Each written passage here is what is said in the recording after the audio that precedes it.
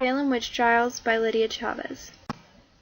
The Salem witch trials began in the spring of 1692 when a group of young girls in Salem, Massachusetts claimed they had been possessed by the devil and accused several local women of witchcraft. Hysteria spread throughout Salem having heard of this witchcraft. A special court came together to hear the cases.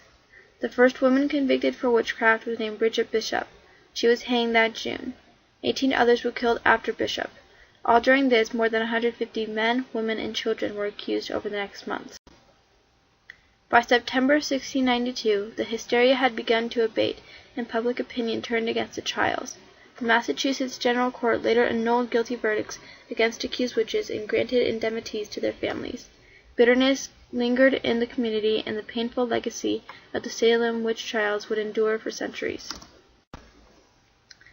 An English belief. We often look at the hysteria of the people in Massachusetts as a place for blame, but this quest to expose witches was more than 100 years before the events of the Salem witch trials in 1562.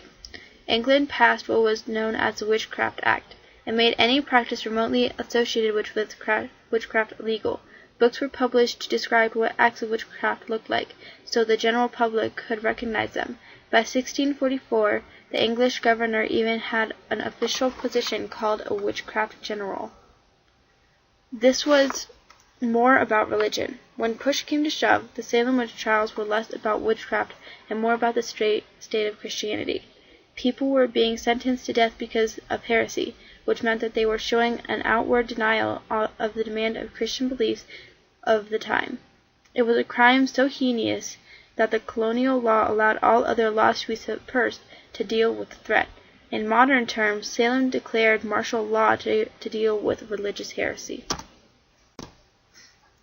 Blame the smallpox. One of the biggest problems that helped cause Salem witch trials was the existence of a smallpox outbreak before vaccinations were made available against the disease. Up to 3 in 10 people would die from smallpox infection. Children were especially vulnerable to the disease, and it was spreading to epidemic proportion in 2 to 3 years before the trials. People at the time didn't understand the science behind the disease, so they naturally looked to supernatural causes to explain the problems. Having an angry witch killing your children made sense. The enemy of my enemy. Some of the attitudes of the Salem witch trials are still seen today. Some of the most popular points of view was that if you were against the trials, then you were, in fact, an advocate for the witches. This obviously meant that you must also be a witch. These extremes are also seen today as people take one side on an issue, and anyone who disagrees becomes the enemy. This is proof that history does indeed repeat itself. Can't forget about slavery. Betty Paris was a preacher's kid. Her father had been appointed as a new minister for Salem, but a mysterious illness took hold of her after moving. She would have violent thrashing fits, hide under the furniture, and often contort her body in pain. The local doctor couldn't find anything wrong with her, so blamed supernatural origins for her illness. When the population demanded an explanation for Betty's illness, her mother didn't know what to do. She decided to blame her slave. The rest is history. Don't have freckles.